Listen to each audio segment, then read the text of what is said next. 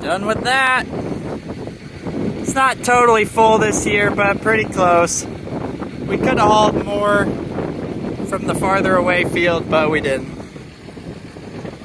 If you bin corn, are you more messy or less messy than us? We're pretty messy, I think. We're also not professionals like those iState guys and all their bins. Guys and girls. Meet the Peterson family. Our dad, the three Peterson brothers, and our families farm together in central Kansas. Our family farm started in 1882 and has been raising cattle and crops ever since. Please subscribe to this channel and give us a like and a comment if you enjoy the video. Okay, we're gonna give these calves their pre-weaning shots before we turn them out on corn stalks. We're gonna leave them together as pairs for the time being, but we're gonna give them some shots today.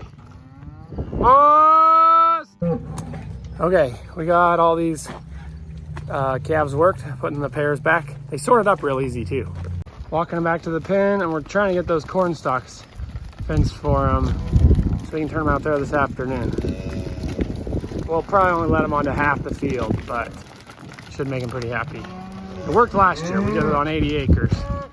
And the calves stayed pretty fleshy, and then we started feeding them ration toward the end of like a 45-day period. Okay, now it's time to work these weaned ones we got last week. Well, pretty much all of them are weaned. Okay, there's some more soybean hay that was put down. It ain't gonna make much hay either, but it wasn't gonna make any bushels of beans. So I'm on my way back from that far corn field. We might have a chance to use this tractor to spread that manure before we have to harvest any more grain crops. So that's kind of the plan right now. We have some corn for a neighbor to do, and then I don't know how long it'll be till beans or milo, but we do have a field next to us of milo that's already been cut, which September 6th is the earliest I ever remember anyone ever cutting milo, but there's a whole field done by us. I have some fencing to do before I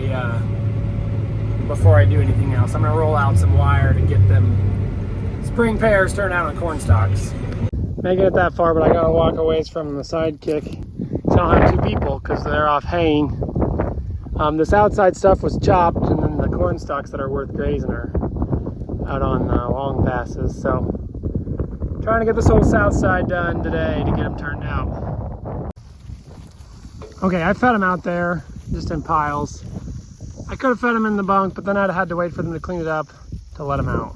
So instead I used the feed wagon to lead them out on the back side of this pen so that they figured out how to do it quickly. The calves, not as smart as the cows, but figured out how to get out there, get their stomachs full before they have access to corn piles on the ground and a few acres of sorghum sudan that might have some nitrate levels if they eat the wrong part of the plant. Freshly worked this morning. Now out onto some good fresh feed. Almost all the calves have figured it out.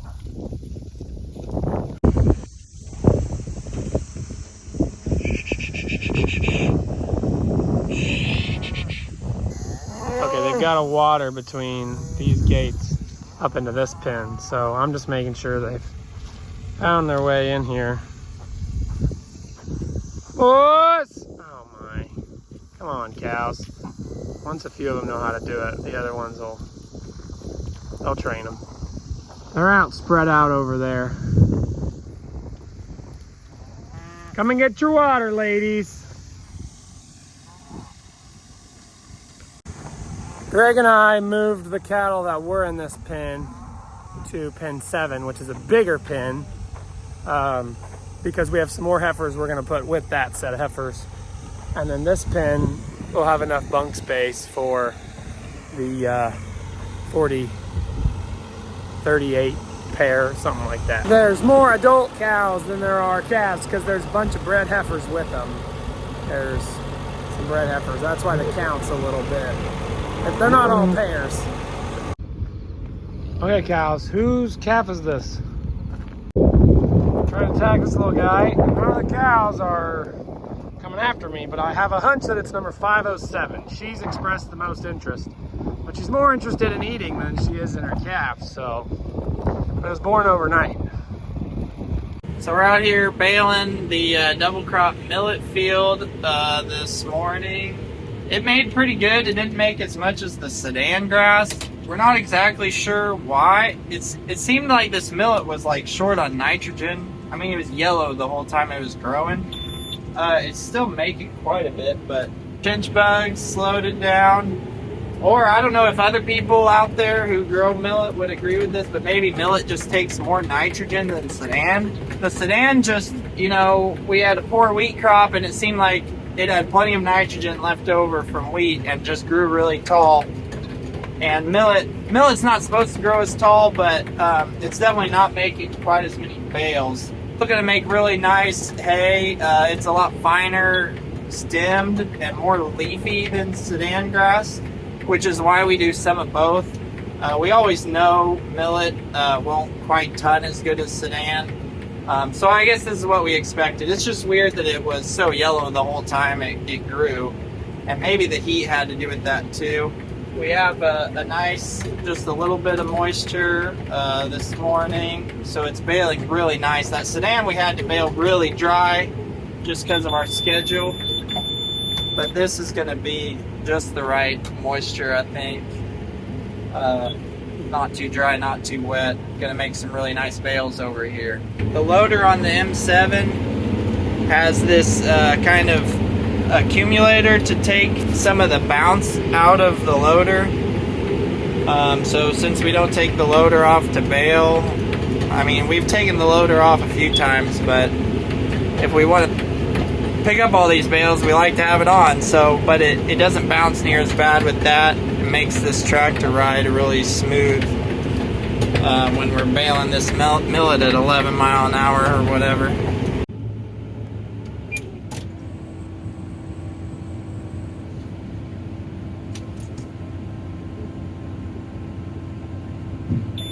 Another one dumped. All right, it is Friday morning, and we are out baling this millet that Dad swathed probably, I don't know, 5-6 days ago, maybe a week ago. It's probably been a week. And Nathan's in the M7 and Baler over there, and then I'm doing the raking with the Kubota rotary rake. And just like in our last video, we talked about how this rake is doing really good in some of this heavier stuff. And this millet was double cropped into wheat. And so there's wheat stubble here that's loose. You know, it's been dead for 3 months. And we don't want to rake that dead wheat stubble up into these windrows. And so this Kubota rotary rake, you can adjust how high the tines are sweeping. So we raised them up a little bit, like compared to alfalfa, and they're leaving all the wheat stubble on the ground and only picking up the millet to be put in the windrow. So just doing a fantastic job for us. This is where we really feel like this rake has been shining.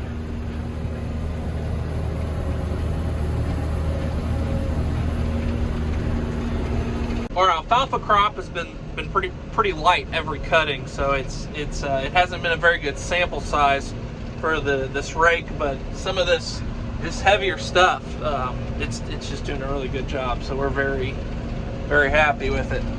I've got Kobe with me.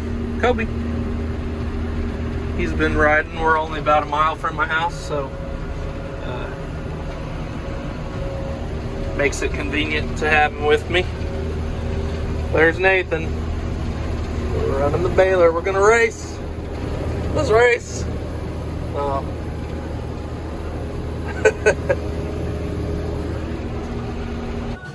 Double vlogging. It's another episode of dueling vlogging. I'm faster than him, apparently. Probably because he's trying to stay on the road while vlog. Bye, this is where we part ways. We were next to each other for 2 passes. Now he's going that way, I'm going this way, because we're going every other one.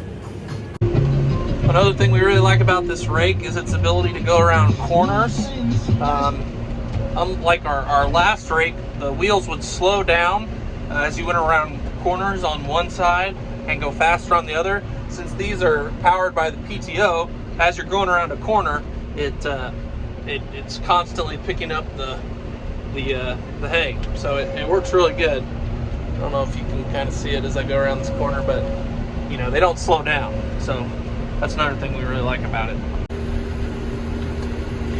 Well, I am finishing up the out rounds of raking, and Nathan's going to keep baling here the rest of the morning. Might try to get my drone out here and film him a little bit for you guys. But hope you enjoyed following along raking and baling.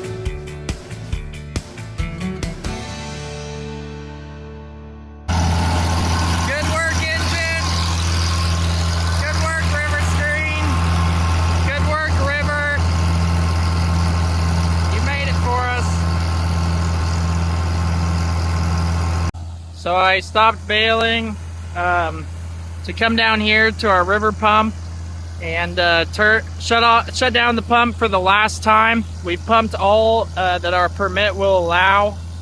I had to run this pass just a little faster because I knew I had about 28 hours left. By multiplying the gallons per minute, I could calculate how many hours I had left to pump. I got it right on. I was pretty happy. It's like right next to the highway, so the end gun doesn't reach these beans and they're turning yellow fast, but this good river bottom ground, and they're making beans. I'm happy about that. I've actually been impressed how these early beans have held on, but maybe early beans were better this year the way the rains came a little earlier. But anyways, the rest of the beans are still green. Normally with unrestricted water, we would go ahead and pump probably one more time as the beans are drying down and fully ripening. We do have a chance of rain in a couple days, so we'll hope for that. And then the weather's supposed to be a lot cooler, so these beans will be fine. They might dry down faster than we'd like, and then you lose a little bit of fill that way. But either way, we're out of water on our permit. You know, they're keeping track of the water coming into the lake and going out of the lake. The farmers and the towns that use the river water have all worked together with the water office to keep the flow of the river just right. And then we'll all pray over winter for some recharge in the lake and just a more rainy summer next year. Because sometimes with beans, you wouldn't even need to use all of your permit, depending on how big it is. We don't have a real large permit for the acres we have, but it sure helps. I don't know what to, I guess I hope for, you know, 70, 80 bushel beans here, and that's gonna be like 3-4 times what we get on dry land maybe this year. Anyways, we'll shut this down and pray for rain and keep harvesting and getting ready for harvest.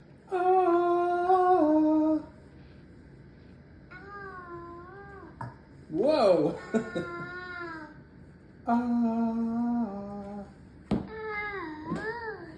Let it go, let it go. I got 2 cows that want the same baby.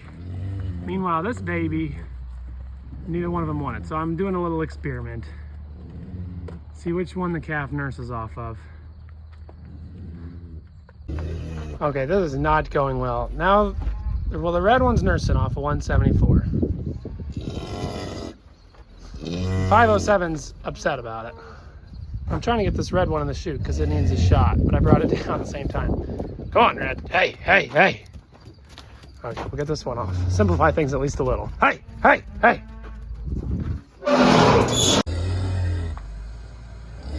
They are not the smartest calves. Oh, this would be nice.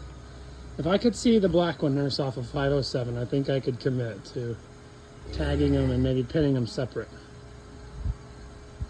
507's trying to nurse off the wrong part of her mom. Well, the red one anyway. You're on the wrong end, calf. I think we got it figured out here. 174's got a full tummy. 507, I'm pretty sure, I'm 95% sure I saw nursing on that one, yes, the other cow yesterday. So I'm gonna pin them separate. Come on, buddy, go with your mom.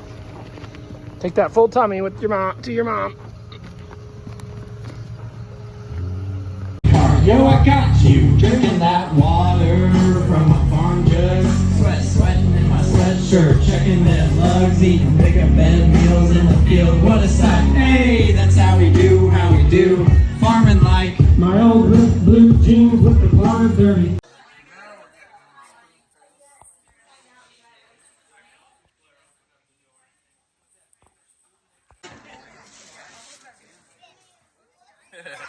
I don't think she's letting that go. Pun intended.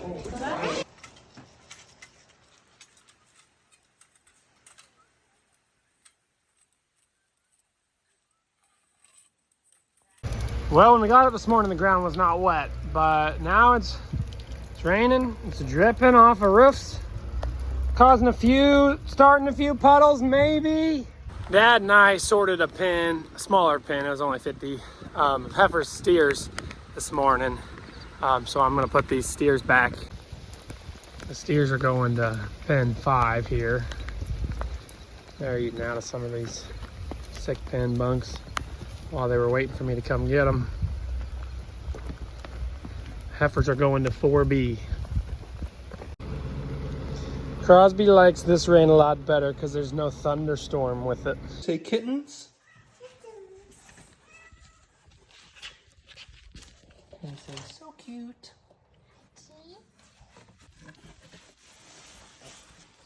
They're just little guys. Can you say babies? Mommy. Yep, that's the mommy.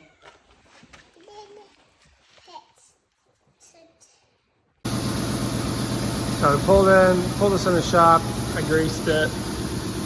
Nathan was working on, there's kind of an air leak on it. Anyway, got it greased. It's actually raining. It's rained most of the morning. So There's a puddle out there at the end of the lane. That's pretty exciting.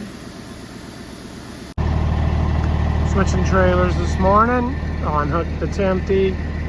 And on the bale trailer, gonna go quick get 1 or 2 loads so we have some millet to grind next time. And we don't have to move the millet that we put at the back of the farm forward yet, since we have some out in the field. We did get about 40 hundredths of rain, 35, 40 hundredths. Maybe some places got a little more than that. So that rejuvenates some of the forages, maybe helps some of them beans that are trying to fill pods. It rained kind of all day, like a mist all day. So it's definitely cooler temperatures. I think we're done with 95 plus, hopefully. So that helps things too. During that long heat and dry spell, we did get a lot of hay put up. So I definitely would have traded some nice rains for a little bit of hay getting rained on or having a smaller window to put it up. But hopefully we're through the worst of it now. And it's starting to feel more and more like fall. Football season has kicked off. Fall calvers are popping and we've harvested corn. So it's more and more like fall. The mornings are nice and cool and the afternoons haven't been as scorching. There's some berries filling in. It's not going to be able to fill all the potential that it had, but a little bit of rain might help it some. We're getting some growth, getting some grain.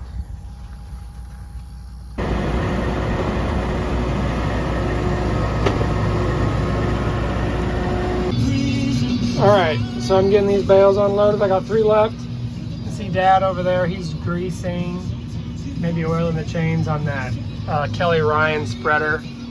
Putting some bales over here, and then I'll be going back for another load. This thing's been in the shed for a little bit, so but it's ready to go now, he thinks. Thanks for watching, everyone. Check out our music videos linked in the description. You can also follow us on Facebook, Instagram, TikTok, Twitter, Snapchat, and explore our website, www.petersonfarmbrothers.com. See you guys next time.